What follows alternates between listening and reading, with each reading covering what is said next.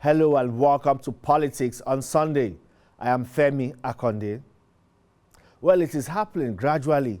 Citizens may soon become responsible for the security of their lives and property.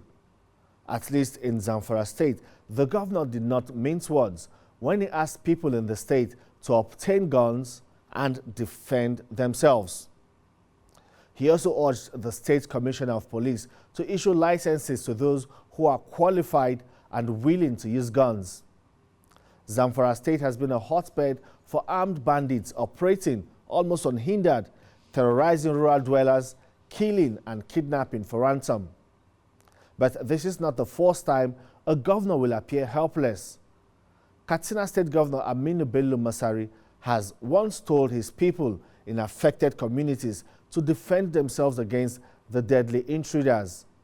But the police and other security agencies will not admit that they are overwhelmed by the dynamic and fast-changing security threats. So far, they have been unable to stop these violent crimes and keep citizens safe.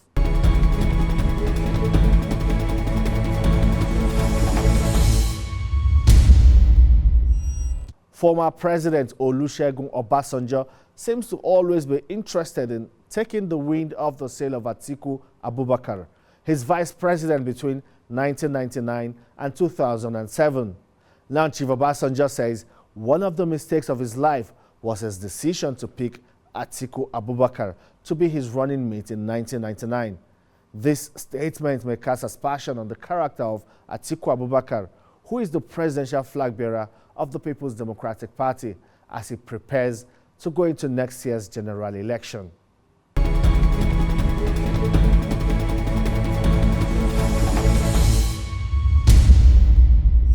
The All Progressives Congress continues its search for a substantive running mate to replace the placeholder. The party's presidential candidate, Asiwaju Bola Tinubu, is in a race against time to choose a formidable partner who will be acceptable and also win votes. There is also the controversy over an adoption of a Muslim ticket, but there is also a strong resistance from Christian pressure groups. Some believe the choice of a running mate should be solely a political decision and not influenced by religion.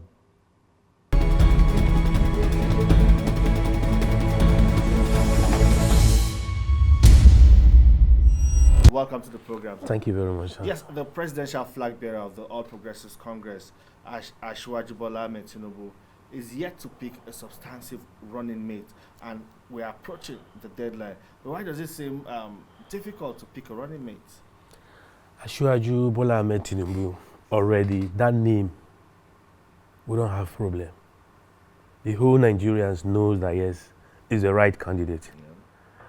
But we need to take our time so that we pick the right candidate that all Nigeria will accept.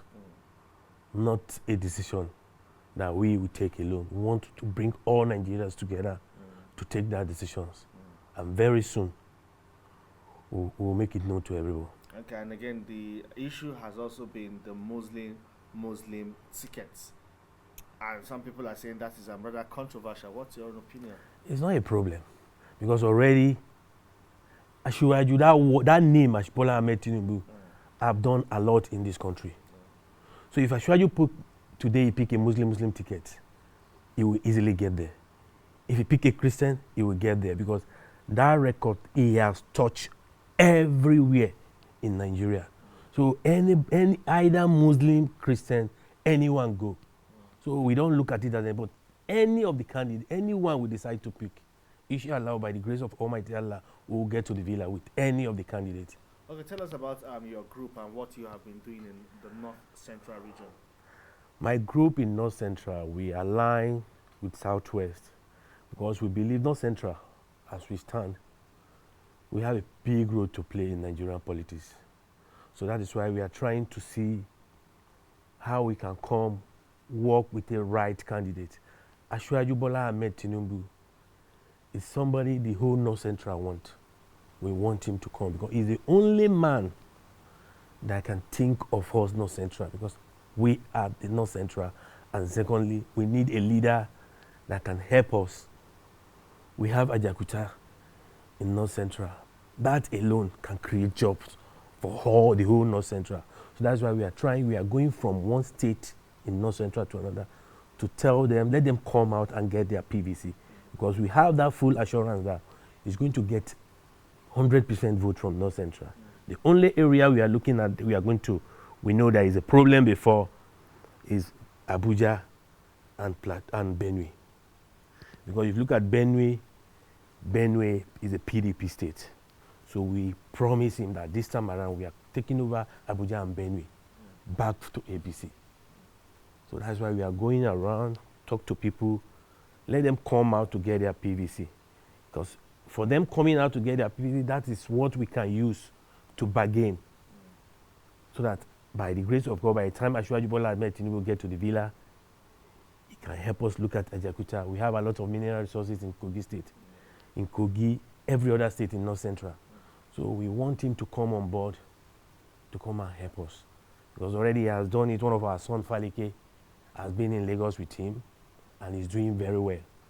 So we want more from him. Know that winning the presidential ticket of the APC is one thing, winning the general election, the presidential election, is another thing. Nigerians all over the country that is registered voters all over the country will have to cast their vote in favor of Tinubu before he can emerge the winner. And he also has different opponents from the PDP, Alhaji Atiku Abubakar, who some people say is formidable. We have seen the Labour Party, we have seen Peter Obi, we have seen NNPP, Rabi Musa Kwankwaso. Do you think Tinubu can face this fight? You see, life of PDP, Atiku Abubakar. What Tinubu have done in this country today, none of the candidates have done even half of it. It's not all about you sitting down in one place, ask people to start coming to your house, talk to them. Asiwaju Bola Ahmed Tinubu has been going around this country, touch people's life, assist, go to states, see how he can assist the governor so that the people in that state will be so happy with the governors.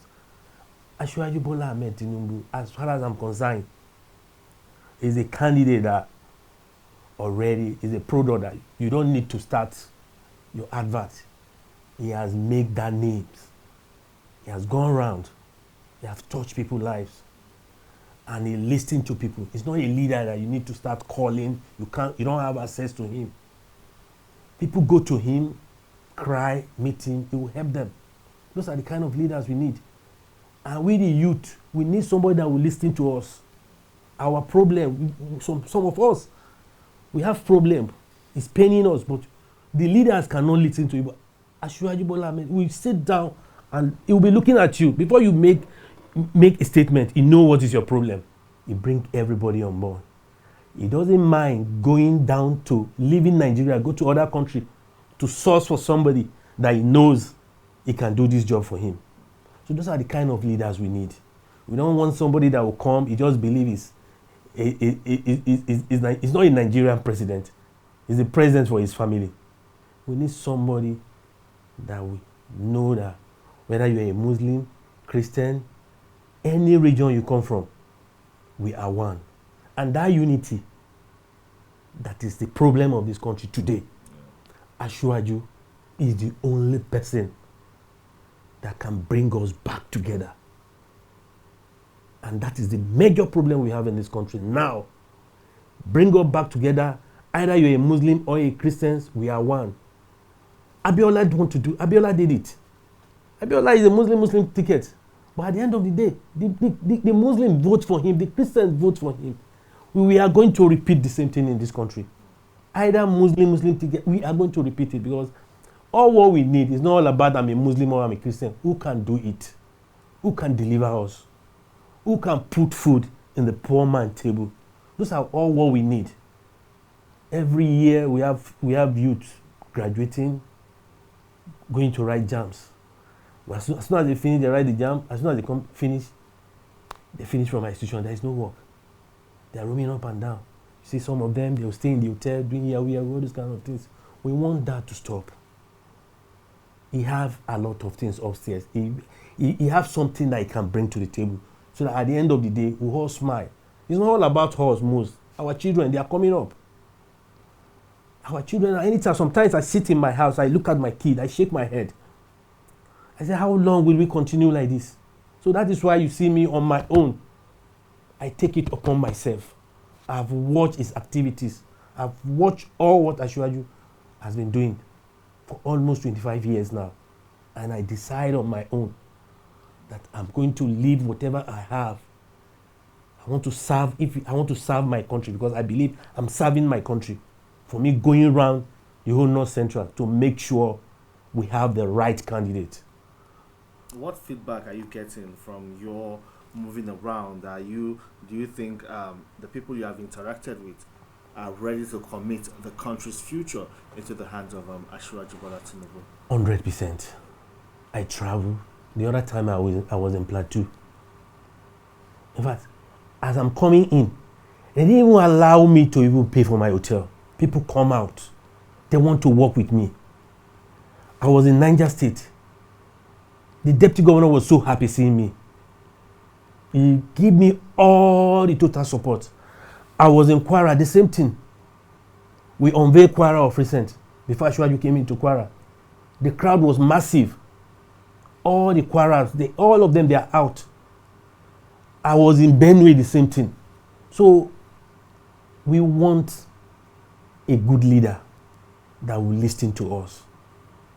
And we want a leader that will come up with a team, a good template. When he's leaving, we'll be so happy that yes, I will know, like if you look at Lagos State today, the moment Asiwaju left as a governor, the next person that come did a great job, continue up to today.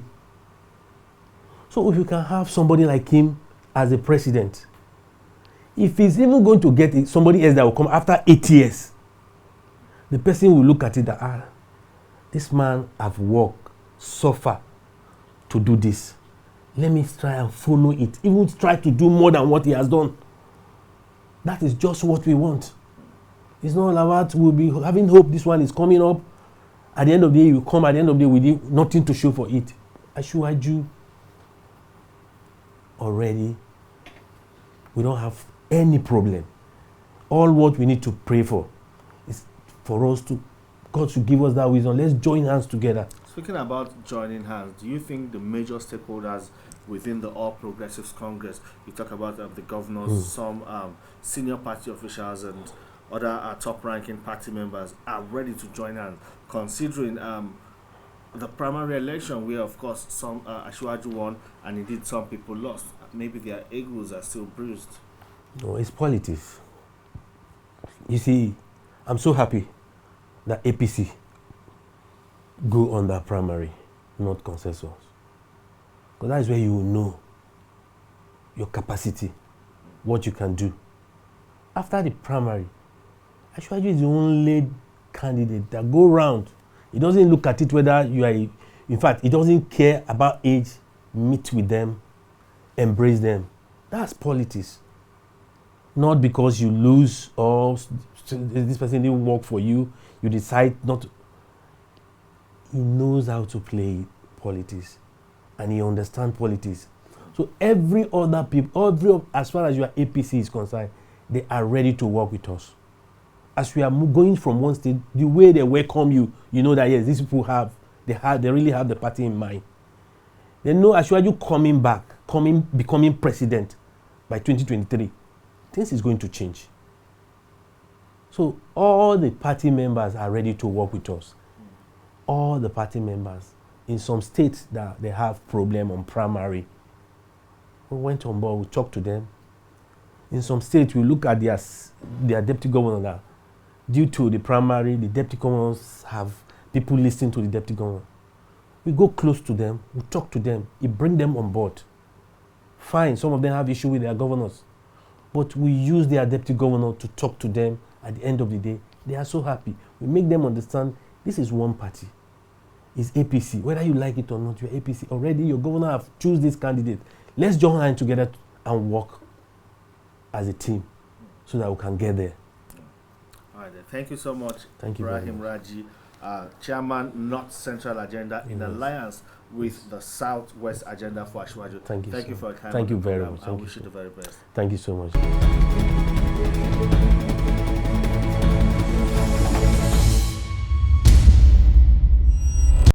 The battle between Senator Ahmed Lawan and Bashir Machina to clinch the senatorial ticket of Yobe North has not ended.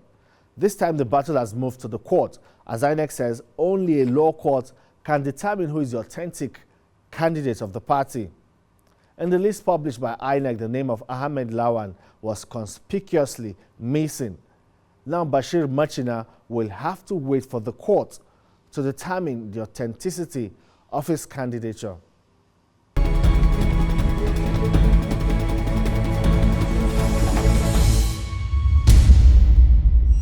And joining me to talk about it is Hussein Mohammed Isa. He's a media aide to Bashir Sharif Machina. Welcome to the program, sir. Thank you. So what's the status of Bashir Machina's candidacy as we speak? Okay, Femi, let me start the conversation this way. You know, the office of the Senate President is a very respected office. And whoever occupies that office should know that there is a moral responsibility attached to that office, which he or she need to uphold. So Ahmed Lawan, as a Senate President in the first place, wouldn't have allowed his name to be dragged into this matter, because when you look at it clearly, it amounts to clear violation of Section 31 of the Electoral Act that was just signed by Mr. President. Why am I saying this? You know, according to the Electoral Act, a valid primary election must be conducted by any political party to produce a candidate. In the case of Yobe North, a primary election was conducted on the 28th of May this year. And that primary election produced Bashir Sharif Machina as authentic flag bearer of APC. Did Ahmed Lawan contest in that? No, he didn't actually. But the chairman said he contested. The chairman said no, I don't know where he got his information from. But you can see from the INEC reports, the CTC that we got from the INEC, the only candidate that participated in that primary election still remain Bashir Sharif Machina. So that primary election that the national chairman was referring to, I don't know of that one, and I believe INEC too. So when you look at it, at that particular primary election, all security agencies, INEC, media, delegates, everybody were around when this primary election was conducted. And 289 delegates voted for the candidacy of Bashir Sharif Machina. So along the line, we started hearing some rumors that the party wanted to substitute the name of Bashir Sharif Machina without his consent. So we felt that there is need for us to write a letter to the national chairman of APC, stating clearly that that Bashir Machina is still in the race and he is not stepping down for anybody. And that letter was duly received by the office of the national chairman. So all of a sudden, we just saw a list of candidates that was sent to INEC by the party. And at that particular time, we are already trying to finish all the this thing that is required by the law. So when we got this information, in fact, even before we got this information, we also wrote another letter to the chairman of INEC, stating clearly that Bashir Sharif Machina is still in that race. But I don't know, along the line, the national chairman still went ahead, despite receiving that letter, and sent the name of Ahmed Lawan to INEC. But I believe INEC has done the right thing by not publishing the name of Ahmed Lawan, particularly among the list that they released just yesterday. That was the name of Bashir Machina published? No, it wasn't, but the INEC Commissioner on Information came out and explained the reason. And we are satisfied with that, because the law says that it is the party that has the right to send the name of candidate to INEC. So in this case, the party refused to send the name of the candidate that won the valid primary election. So instead of INEC to go ahead and publish the name of Ahmad Lawan, it decided to wait for the court order. And we have already gone to the court, and definitely that court order will come. Okay, but what does this say about the party, the leadership of the party? Do you see a betrayal of trust? No, you know, there is, it maybe, I may not say so, but what I may say here is, you're trying to be careful and politically correct. No, yeah, but it is an irony if the national leadership of APC will, let me say, allow, or let me say, it is very unfortunate if the party will do this thing deliberately, because up to today we are still contemplating whether this thing was done deliberately, because I wonder if the party, despite knowing all the rules, will still go ahead and send somebody's name who did not even participate in the primary election that was held on the 28th of May this year. So we are still looking at the issue. We will not say it's a betrayal, but at least something was done wrongly. So would you say there are some vested interests within the party or in the country who would prefer a Senator Ahmed Lawan returning to the National Assembly than having Bashir Sharif Machina, who won the primary election, coming to the National Assembly? But what is the reason? What is the reason for that? Maybe we should ask them. That's what I'm saying. But don't you think because some people are pulling the strings somewhere? Anyway, because when you have something, when you have an objective, at least when you have a project, at least that project should have an objective.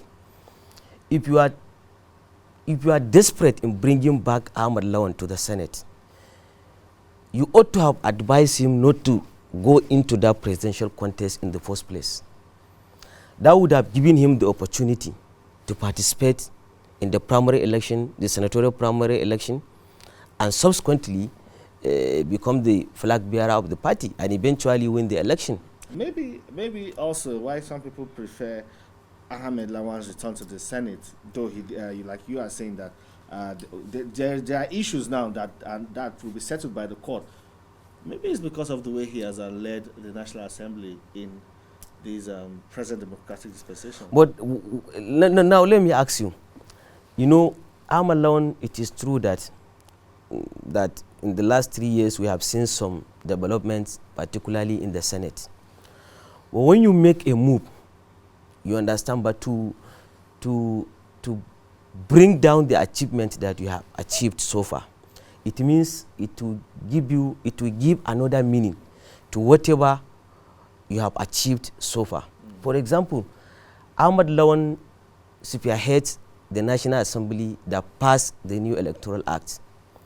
So it will be a very great mistake for him to also allow himself to allow his name to be dragged into this matter, because it is a clear violation of that same Electoral Act that they passed.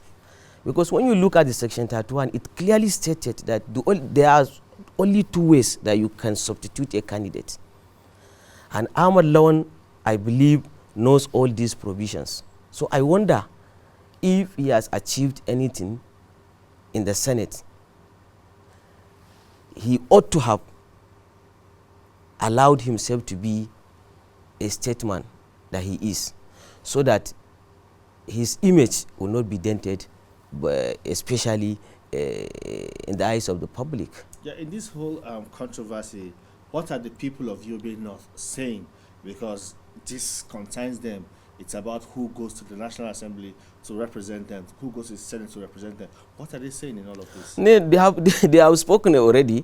You know, when you look at the voting, the vote that they cast during the primary election, you realize that the people of Yobe North are overwhelmingly behind behind Bashir Sharif Machina. I'm alone has been in the Senate for the past 16 years. If you complete this is fourth tenure. So when you look at it, is basically Ahmad Bashir Sharif Machina commands a lot of followership in the district. He has been a very honest politician. He has served in various capacities. He has delivered well, and he has the support of many people. I believe maybe your reporter went to the solidarity rally that was held in Ahmad Lawan's hometown. When you look at the turnout of people, you will realize that a lot of people, particularly APC supporters, are behind the candidacy of Bashir Sharif Machina.